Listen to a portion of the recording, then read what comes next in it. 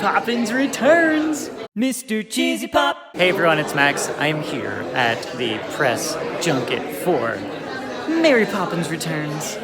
And I am so excited.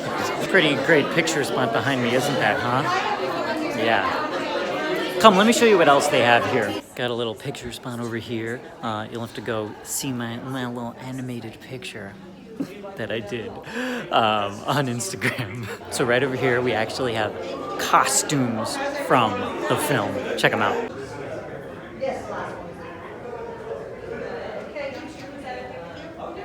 Oh, these are incredible. Look at this. This is hand painted. Oh, this is so cool.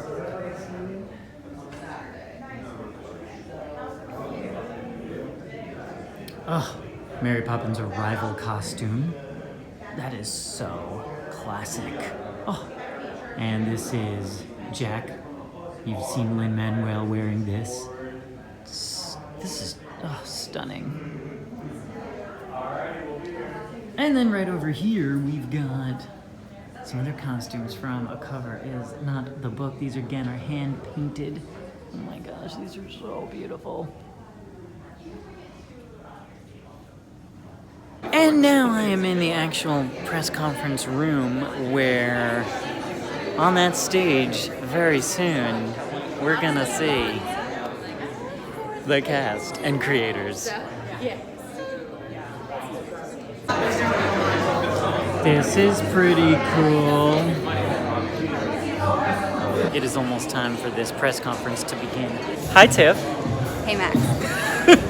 Tiff's a little freaking out because of one Lin-Manuel. Lin's my favorite human being on the earth. It's a great favorite human being to have, honestly. He's like great. I'm like Lin, will you just notice my Hamilton sweater? Like, please. It's the coolest sweater ever. El Hopper design, isn't it fun? Like, that's pretty amazing. Yeah, that's cool. All right, let's go get ready for this.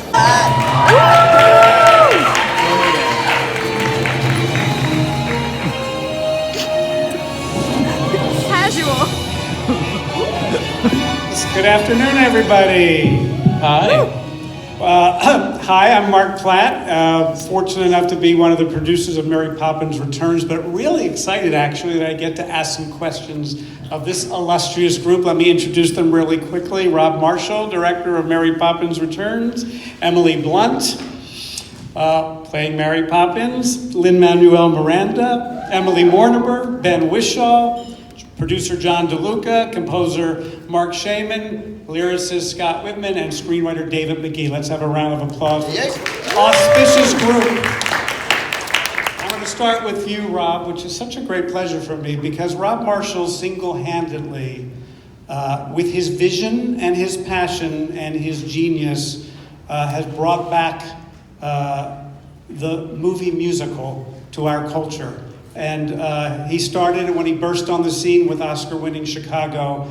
He's made many musicals since then. And finally, the world gets to see Rob's first original musical film. So Rob, first question is, why Mary Poppins Returns? Gosh, thank you, Mark. And he's an extraordinary producer, can I just say that right now? You know what I thought to myself when this came our way, my way?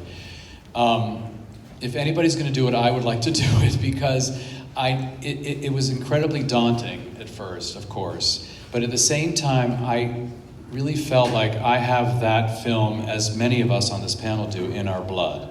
And I wanted to be able to, in an odd way, protect the first film and treat this film with great care and love. And you know, musicals are very difficult to do. An original musical, there's so many layers to it. But with this one, you know, creating an original musical from scratch was actually, for me, a dream. And I'd never done it before. And to be able to create it with this beautiful company was exactly what I was hoping for. And I have to say, the guiding message of this film about finding light in the darkness is honestly what drew me to it and kept guiding me throughout the whole process, including till this very moment, you know, when people are actually now seeing the film. because it feels so current to me that, and I'm just speaking for myself, but I feel people need this film now. And I certainly knew that I wanted to live in that world and be part of that. And sending that message out into the world now of looking for hope and light in a dark time. And that's why we set our film in the Depression era in London, the time of the books. It was really so it could feel accessible and feel like it's a story that needs to be told now. Rob, you said this is your most personal film. Why is that? Because I think that philosophy that I was just describing is honestly how I feel deeply. I think you have to approach, it's a life choice, I guess. You have to get up and approach your life in a certain way, and to look at it from the angle, from a different point of view, which is in our film too, from the point of view of looking for the light. It's in the P.L. Travers books. It's about finding that childlike joy in life, which might sound trivial to some, but to me it's very profound. And I honestly was able to explore that idea in making this film. It was incredibly hard work, probably the hardest work I've ever had to do on a film, but at the same exact time, incredibly joyous for that very reason.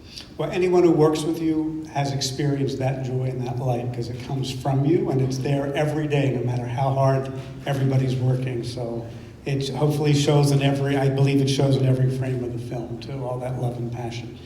Emily. So how did this come about for you? I know I did, but share with us how this came about for yourself.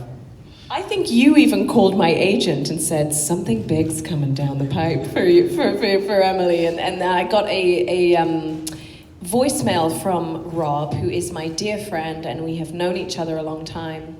And the voicemail certainly had a sort of charged energy to it. Like I was like, oh my God, what is it? What is this project? And when he called me, because he is so beautifully ceremonious and wants every moment of the process to feel special and transporting and memorable for you, that even the phone call had such a sense of ceremony to it.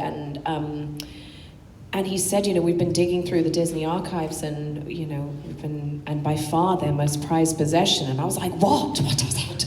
And I couldn't think what it was, And when you said Mary Poppins, I felt like the air changed in the room. It was so extraordinary, such an extraordinary, rather unparalleled moment for me, because I was filled with an instantaneous yes, but also with some trepidation, all happening simultaneously in that moment, because she is so iconic.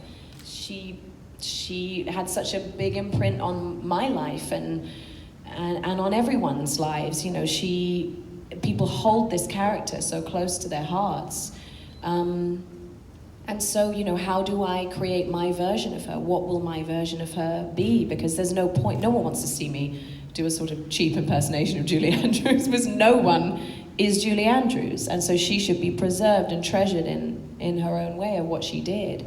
And so I knew this was going to be something that I wanted to take a big swing with, and I knew I could do it with this man, who is the most emboldening, meticulous, brilliant director in the world, and I was in safe hands with him, however much I knew I had my work cut out for me.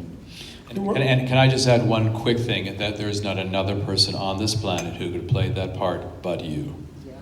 No one. Your work is always so sublime and so seamless. I never see you. I see whoever it is you're playing in such an exquisite way. And what did you draw upon? Where did it come from to all the different colors that you painted with this character? Because she's complicated and nuanced, and it's such a sophisticated performance. Where did you find it all? I found the books to be a huge springboard and enormously helpful. She leapt off the page at me, just in how complicated she is, how unknowable she is in this wonderful way. That duality of the character, that she is stern and she is incredibly rude, you know, and vain, and but like funny, you know, and yet there is this humanity, and she has to herself have such a childlike wonder in her in order to want to infuse these children's lives with it, and there must under there be a generosity of spirit to want to fix and heal in the way that she does, you know. So I think for me, and certainly for Rob, when we talked about it in the, you know, year and a half we spent before we even started rehearsing, you know, we would talk about her so much, and we both wanted to find those layers and those moments of humanity, and also the fact that she's probably a bit of an adrenaline junkie. Like, she loves these adventures. It's like her outlet, you know. So just finding those moments so she's not just one thing, you know, because she is so enigmatic, and it was such a delicious character to play. Loved it. And it shows, by the way. Lynn, so renowned from Broadway. I remember seeing you the first time in The Heights and watching you burst forth on stage.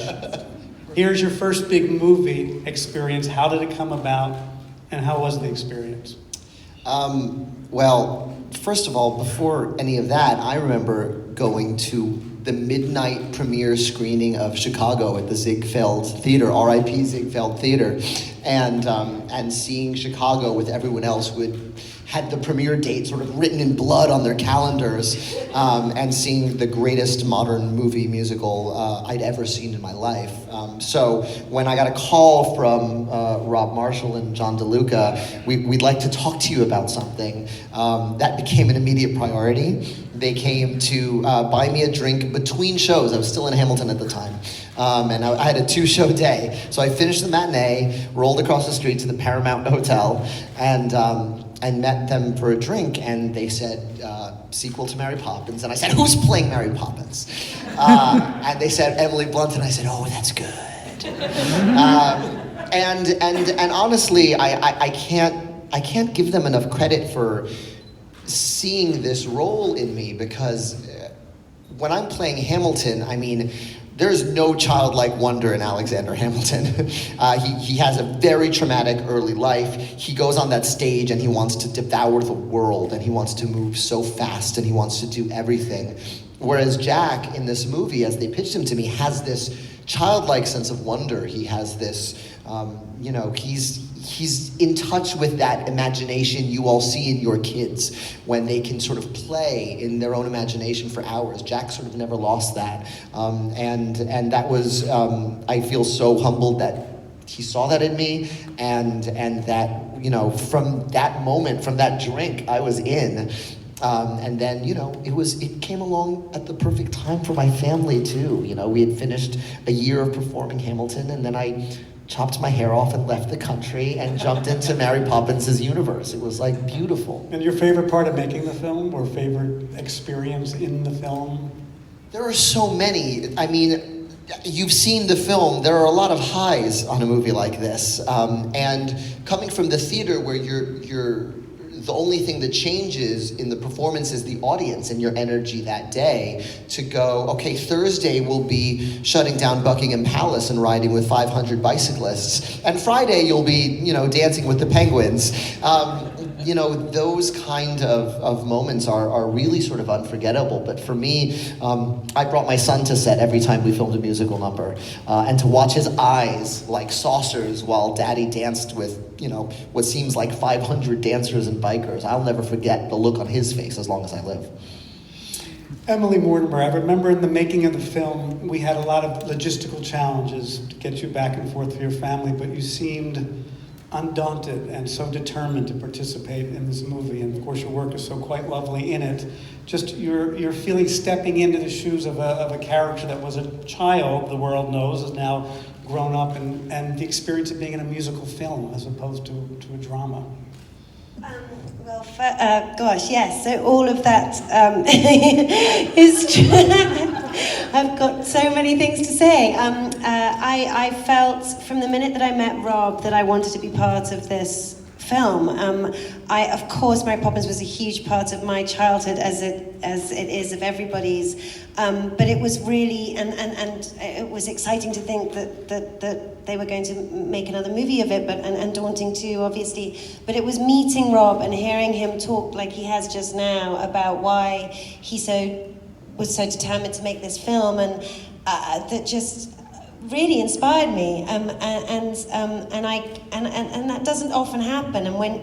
I'm quite old now, and I've done a lot of movies, and I know enough about life to know, or life as an actor or performer or whatever, to know that when somebody inspires you and makes you excited about the idea of a movie or a project or whatever, it's a rare thing, and you just have to go with it. You just have to try to jump on that train if you can. And so I emerged from meeting Rob and John and rung up my agents immediately and said, I just have to be part of this movie no matter what. I just want to be in it. I just want to help Rob tell this story.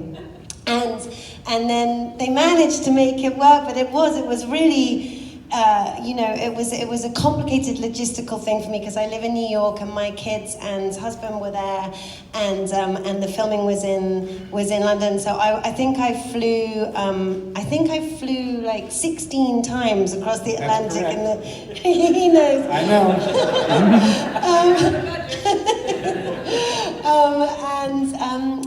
I've got a lot of air miles, which I feel like I should give you. But it was and there was a lot going on in my life at the time. My father-in-law wasn't well, and there was all sorts of things happening. But it was just an incredible. It just felt like incredible good fortune every time I walked on the set to be there, and as Lynn said, just every single moment was magical. It was like sort of intravenous entertainment. It was almost dangerous. It was almost too much at times. And getting to know Ben and having that friendship was immediate and so sweet, and it was just the whole thing was magical, and something I'll treasure forever, and I feel very lucky to have been a part of. And as to the bit about how to do this part, I don't know really. It was like Rob. It was a sleight of hand of Rob's, where he is the puppet master, and he's absolutely kind of Mary Poppins himself. Like it's a stealth. He is Mary Poppins. He's Mary Poppins without the parrot. But he's like it's this sort of. Or the rudeness, yes. He's a nice Mary Poppins.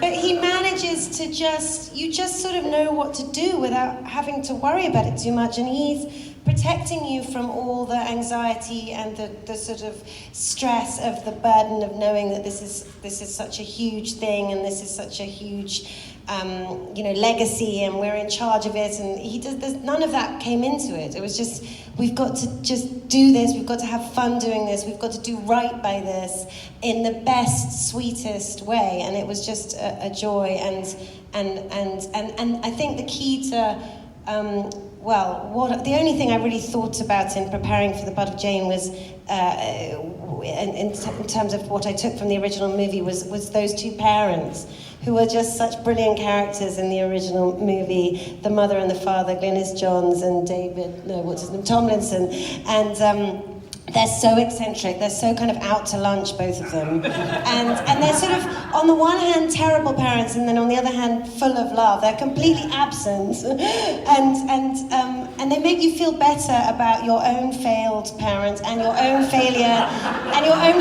as a parent, and I just felt like, oh, what would this girl be? Who would this girl be that had those two people as her mother and father?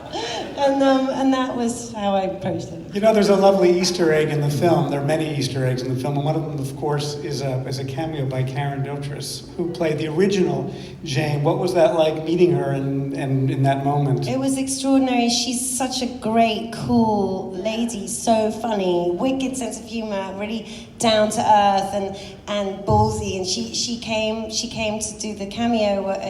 There's a little moment where Ben's emerging from the house with his briefcase late, and he bumps into her, and we're there together. But she was Rob. we did it so that we all walked onto the set for the first time with her, and she walked onto Cherry Tree Lane for the first time in 54 years, or however long it is since the first movie was made, and she just melted. I mean, she just sort of crumbled, and it was so moving being there with her while that happened and seeing that. We were fortunate to have a number of those kind of experiences. Just really quickly, maybe just real quick about what it was like having Dick Van Dyke and what he said and how he came onto the set. I mean, every one of us was there, and it was beyond. I don't think any of us could even breathe that day because we couldn't believe that we were touching that. And he was basically playing the same old banker that he played. He grabbed my hand as we walked onto the set, and he turned to me and he said something I will never forget. He said, "I feel the same spirit here on this set that I did in the first film." And that was, that was the dream come true right there. I was so moved when my favorite moment on the set of the whole filming was when after Dick did his monologue to the kids in the bank, we're all waiting for Rob to call cut, and because he was waiting quite a long time, and then he couldn't because of all the emotion. He was crying, and he couldn't literally say the word, and it was just realizing that was so touching. I think Emily called cut because I or said it's bossy, over. yeah. Dear Ben Whishaw, so Ben, similarly, you had you're playing a character now grown up, but sort of so iconic as a little boy with those big eyes and had such an impact on so many. Did the original film have an impact on you? And then how did you go about creating such a honest, indelible, moving portrayal of this man, single man trying to hold on to his family and his home and ultimately his childhood? Well, I was obsessed with the film when I was a child. It was the first film I ever saw, and my dad taped it off the telly on a VHS tape, and I watched it obsessively for my whole childhood. And I used to dress up as Mary Poppins and parade up and down the street in our village. And so it has a huge, mythical. It's a mythic part of my childhood. So I was so sort of moved every day because, of course, it's moving to, and you don't expect as an adult to sort of be revisiting something that's such a part of your childhood. I was so moved every day to be involved in that world again, that I still recall so well. And I mean, I can't watch the first film without crying. And it's just a very tender kind of place in myself. And how did I play the character? I mean, it was brilliantly written. That was the thing. I mean, it was all there, and that's what I think people never say. It's like, you just have to do it. David wrote this beautiful role, so delicate and so perceptive. And so clever to get that in there, whilst also making it the whole thing fantastical and magical and thrilling. Then you have a great song or two. That helps. I don't know. You just kind of. It was very instinctive. I don't know. I didn't have to think too much about it. Well, it is so honest and true, and just indulge me 1 second. We've only been screening the film for about 4 weeks, but I have gotten so many unsolicited emails and phone calls from fathers and grandfathers who are so moved at the portrayal of that character, of how that character is written and how you've directed it, in his ability to be honest with his children about what he can and can't do, his emotional reality in front of his children. And it has spoken to dads in a way that I never saw it coming. And I sort of wanted to point that out and share that with you, because it's having such a it speaks so much to today. Yeah. what dads try and hopefully hold on to for their families. Well, as you say that, I was thinking about my brother, I remember, because my brother has 2 kids. And he's a very anxious man, my brother. And very, you know, it's hard to be I did think about him, and I did think about, because I'm not a father, I don't know what it's like.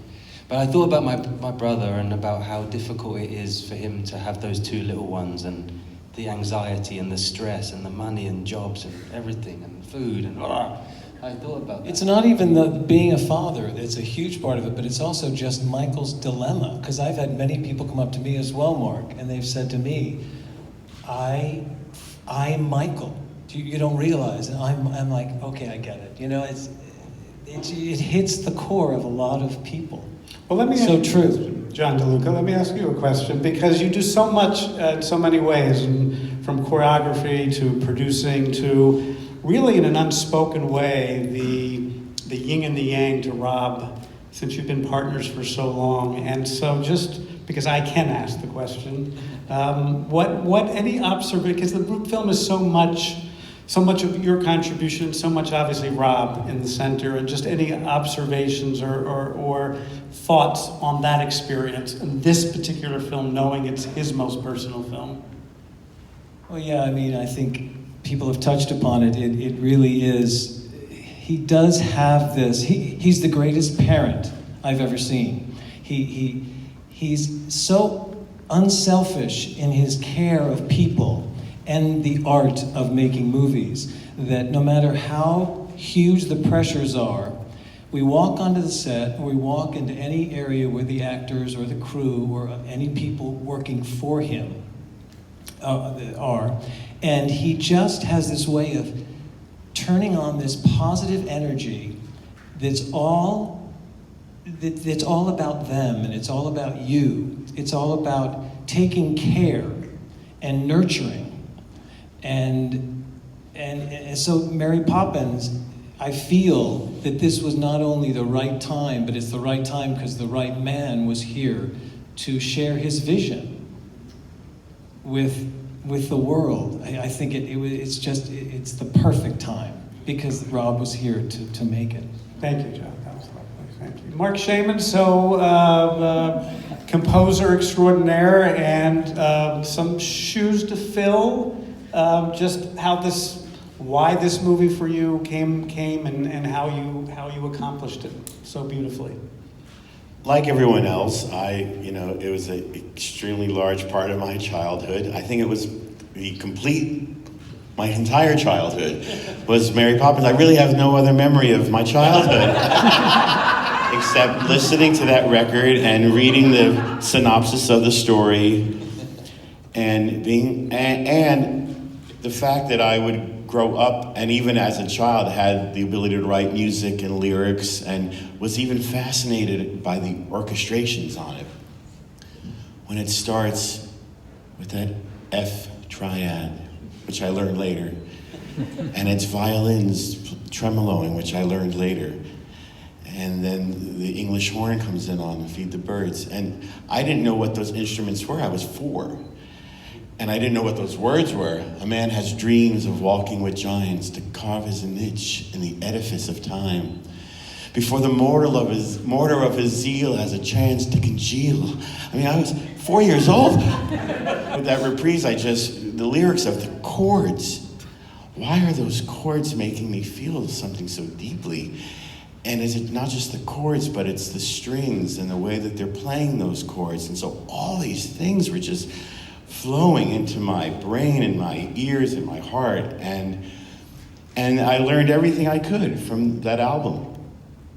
So then I grew up, and this dream came true where I got to incorporate every single thing that I ever learned from that album into real life, and got to write songs with Scott, and then got to score the movie, which is a whole other thing outside of songwriting. And it's so nice to see everyone. Because it's the odd thing about scoring a movie, and I'm sure for the editor as well, and Lord knows Rob and John, but we live with your images, every frame of them. 30 frames a second. I know you also intimately.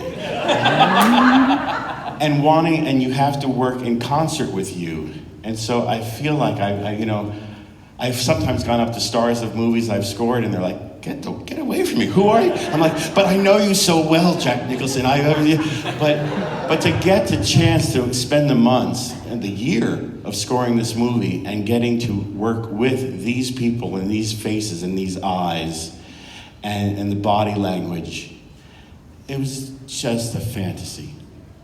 Scott, you wrote the lyrics with Mark, and the range of the wordplay and the lyrics in this piece, from the witty, from the rap that you said in music hall music for Lin, to the profundity of nothing's gone forever, only out of place, is just such an extraordinary range. Just the challenge of accomplishing all that and how that comes. Well, thank you. How Mark learned the word niche and edifice. I hope today's kids will say, "What, mommy? What's bathtub gin?" As we have the lyric. But yes, we went back to the books. But we had a lovely. I think my favorite part of the whole experience was the months that Rob, John, David, Mark, and I spent together in the books and carving out what the musical numbers were going to be. And I think that's probably one of the most creative times I've had in my very long time in show business. Fantastic. And lastly, but certainly with the highest regard, David, because your screenplay is first of all so technically proficient and so it complicated, but so simple in its complications, and if that makes sense.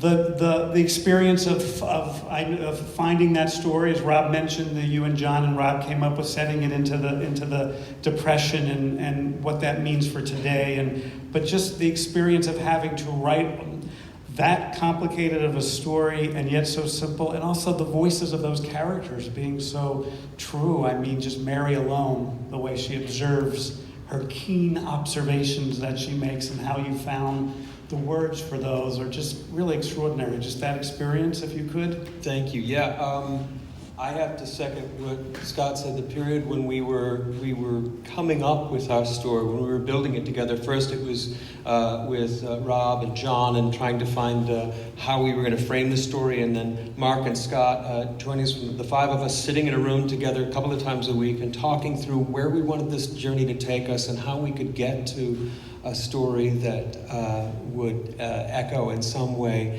our feeling for that original film. That was the most magical kind of collaboration time I've ever had. And it would be very easy to enter into a project like this feeling like you were walking on sacred ground, or you could fall at any moment. And the fact that Rob was doing it was the primary reason I was willing even to talk about doing it, because he's a master of musicals. And from the first day we started collaborating together, I felt like we all had each other's back, we all were protecting each other's work, and we were all telling the same story. So that's really where this all began for me. And just listening to everyone talk has been kind of moving for me, to hear the passion that everyone has for this project. I think that's what made this turn into the film that it was. I think we all understood what we wanted to create, and it's really magical to hear that passion in everyone down the line, because that's what I felt the whole time I was working on it. I really that's well said. I think all of us felt that in the whole journey. So thank you all. I'm going to turn it over to now some questions and do the best I can to see. And yes, please.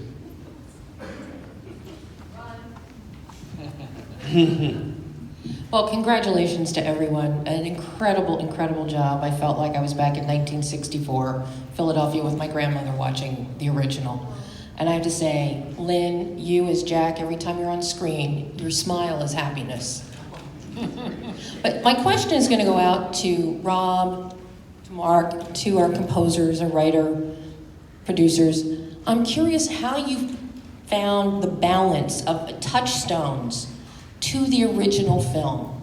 Because within here I see the chalk drawing in the third act that appears on the sidewalk. You look in the attic and there are little placements through production design of things that were in the original nursery.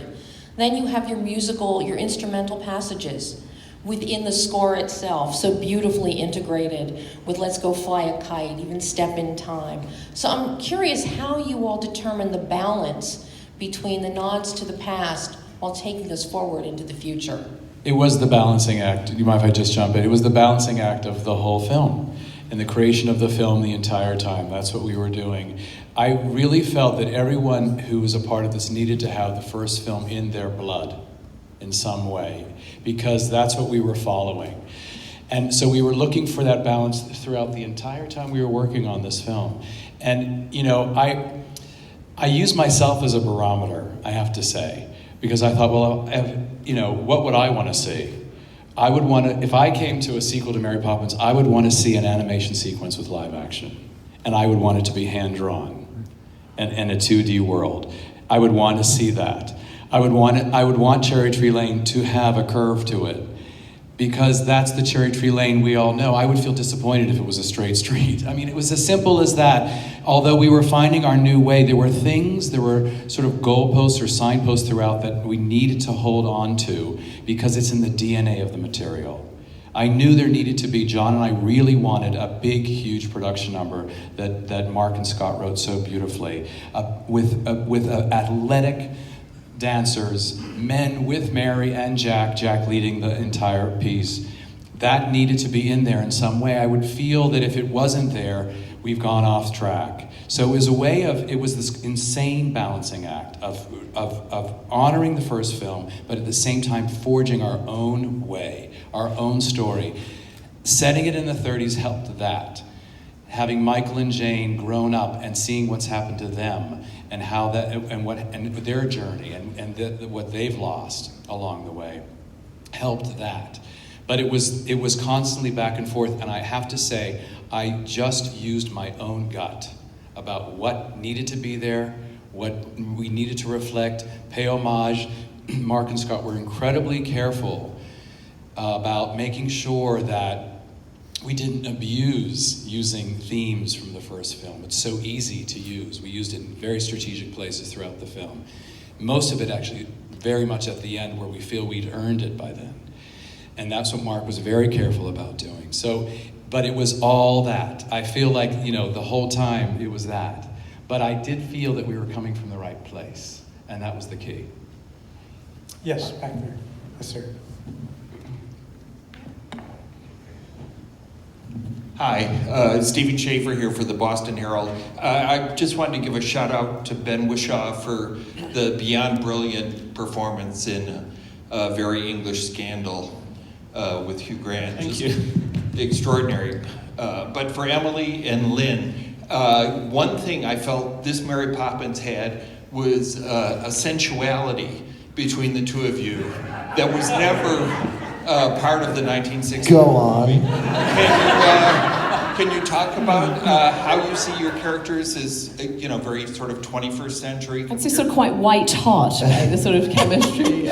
First of all, I would urge you to rewatch the first film. Yes. Because everyone who's like, wow, there's rapping in Mary Poppins Returns, forgets that Bert has a 30-second rap about all the women he dated before Mary Poppins. You've all forgotten it, but Jolly Holiday is one big flirt between Mary and Bert. So I don't know, do you want to handle the white-hot sensuality of Mary Poppins? Take the rest of this question. I mean, I never felt that it was sort of romantic between them necessarily, but she doesn't mind flirting with a labourer. That's sort of, she loves a labourer, Mary Poppins. Yeah, during Trip the Light Fantastic, she's having a good time. That's like her dream, to dance with 30 lamplighters. It's like here we go, you know. But I think really the sort of enigmatic master plan is to set him up with Jane Banks. But I think I enjoyed playing the sort of flirtation of it. And I think really they are such kindred spirits. Even though he's not necessarily magical, he gets it and believes it, and they're sort of in cahoots with each other. So I loved playing that chemistry with Lin, and I was so lucky to get to play it with him, because he's just such a wonderful bounce back and forth, you know, and there's such buoyancy to him and how he plays this character. It was just... We look forward to all the fan fictions in either direction. Next question, please. Yes, right here. Sure. All right. So this movie is Awesome. Oh, thank you. I love, Mary Poppins is in my blood as well. So I'm just happy to hear that you guys have that same feeling. Are those are penguins on your skirt there? Yeah. Wow. Your penguin lunchbox? Yes. Oh, this is First. just, it gets better and better. All right. Well, I just wanted to ask, actually, I particularly love that this is a musical, and because it's a musical, I feel that the heart of the film is really where the lost things go. And I really would love to know where the inception and thought for that came from, and then also from Emily, how did it feel like singing that on set? Well, the song came from, in one of the books, Mary's uncle is the man in the moon. And she takes the children there for a tea party. But on the other side of the moon, he tells her this is where the things that people can't find live. It's the dark side of the moon, and not in the Pink Floyd way. But and so that seemed to be a good metaphor for loss, for her to sing to the children. And we had to find a way for her to sing about loss to the children in a way that they can comprehend. And the song doesn't actually speak of their mother until the final verse, until she feels like they're really getting it. And then to get to hear Emily sing it, I mean, she would come to our apartment where we have a studio, and it was just, magical to hear her do it. And we got to bespoke it on her.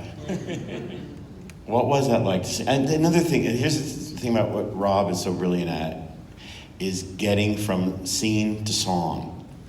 I mean, it's almost a backhanded compliment because there's not many people out there even trying to do it now.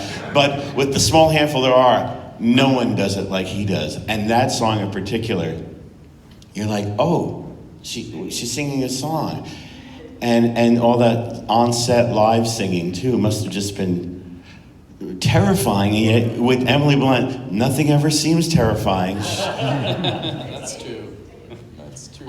I mean, I remember those early days of coming to your apartment and singing that song, and I was so incredibly moved by it that I found it virtually impossible to get through it the first few times I sang it in your apartment. It was so emotional for me, because I did think of my own children and these children in the film and their sense of loss, and that they're trying to hold their father together, and they've dealt with something so profound and so agonizing, to lose a parent and to be so young and miss her so much. And oh my God, I cry thinking about it.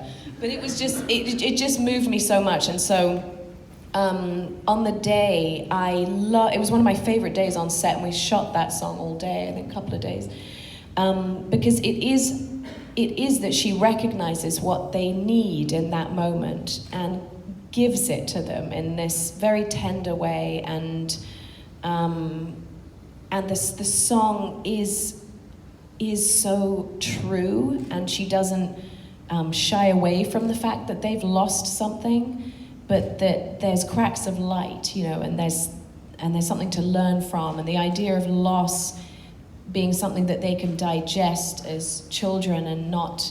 And to walk through, that you are going to walk through this loss, but that nothing's gone forever, only out of place, is just such a hopeful way to look at loss, really. Do we have time for one or two more? Yes, sir. Hi, this may be a little bit nerdy question, but we meet Meryl Streep as cousin Topsy and learn that every Wednesday, or every second Wednesday, her world turns upside down. Mary Poppins asks for the second Tuesday of every month off. Is there a reason? Whoa, that's good. Wait a minute. Well, what are you doing to cousin Topsy, Mary? I think we changed it because at one point it was second Monday, wasn't it? It was. And then we looked at we were looking at our actual calendar, what was happening during this week that she's there, and it's only a week that she's there. It's kind of unbelievable. And so we then changed it to Wednesday. But the second part of it, what I love is there's a connection with her, with Mary Poppins and all of her cousins and uncle. They all have a connection. And this love, and I love that you saw that. There's a second Tuesday for her, for Mary, and second Wednesday for for Topsy. And this is all material from the books. You know, these references, and David was able. You can speak beautifully about that, David. But we were able to find some of these great nuggets from the books themselves. We were lucky enough to be able to incorporate that, although our chronology changed as we developed the story. We didn't, at first we thought, is this a month? Is this 2 weeks? Is this, how many days is this? And as we worked forward, we tightened the chronology to increase the kind of urgency of the journey. And as we did, we realized, well, if they meet on a Sunday and they have to get to the bank by the end of the day Friday, we have to kind of change as we go along. And so there was some adjusting, and these folks were forced to adjust their lyrics accordingly. Wednesday, rhyme Thursday, rhyme Tuesday. Yeah. That's exactly right. Yes, let's see if I get somebody in the back there. Yes, sir. No, right there. Emily, this question is for you. I have to imagine there's an incredible inherent pressure playing the role of Mary Poppins. How do you balance Julie Andrews' extraordinary performance with the P.L. Travers version in the books while adding your own personal signature as well?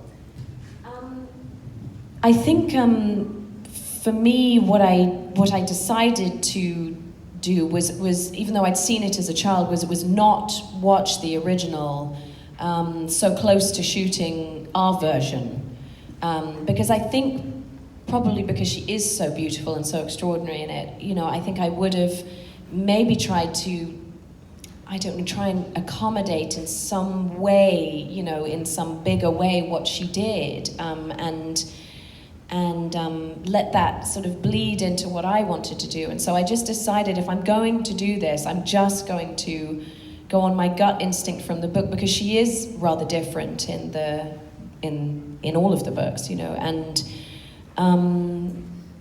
that was the decision, really, is just to, if I was going to carve out new space for myself, it was going to have to be without watching the details of what Julie did so close to shooting. I mean, I have this searing memory of Mary Poppins, but not of all of the tiny details of how she played the character. And so as soon as we wrapped, I watched the original and was just floored by it, you know, and probably relieved that I hadn't watched it, because I think I was like, oh my gosh, she's amazing, you know. And I showed my daughter it, you know. Did I answer it? Did I? Is that, yeah? Let's take one more question, then we're going to have to wrap up. I want to go back. Yeah, sir, over there. Yeah. Well, for Rob and any of the filmmakers who can speak to it also, the visual effects of the original Mary Poppins were groundbreaking at the time. And of course, now audiences have seen everything a computer can do. So how did you want to design those sequences? Like you mentioned, you wanted an animated sequence again, so that it was retro enough to fit Mary Poppins and yet still carved new territory. I mean, I try as much as I can to do it as real as possible, and that's why I was so anxious and excited to shoot on location. I mean, Lynn drives by St. Paul's. That is St. Paul's Cathedral. And of course, in the first film, it's that beautiful Peter Ellenshaw painting. But because we were setting this in the 30s, in a more real time, I really loved the juxtaposition between the real world that we were shooting in this real family. I wanted you to really connect emotionally to these people and know that they were real. And then these fantasias and adventures that Mary Poppins takes them on, then we can go so many places and come back to this real world. And the hope for me was that by the end of the film, they combine, they collide. And so all of a sudden, you know, Michael is at a place emotionally where he can bring fantasy into his real life. And that's when he has that beautiful moment where he says, I never thought I'd feel such joy and wonder ever again. I thought that door was closed to me forever, which is the door opening that Mary Poppins was speaking to, and then she can leave. But it was really sort of finding that real world and then these two different worlds. That was actually the plan. Ladies and gentlemen, thank you so much. Mary Thanks, guys. Poppins Returns has been such a joyous experience for us. We hope it has been for you as well. So thank you all so much.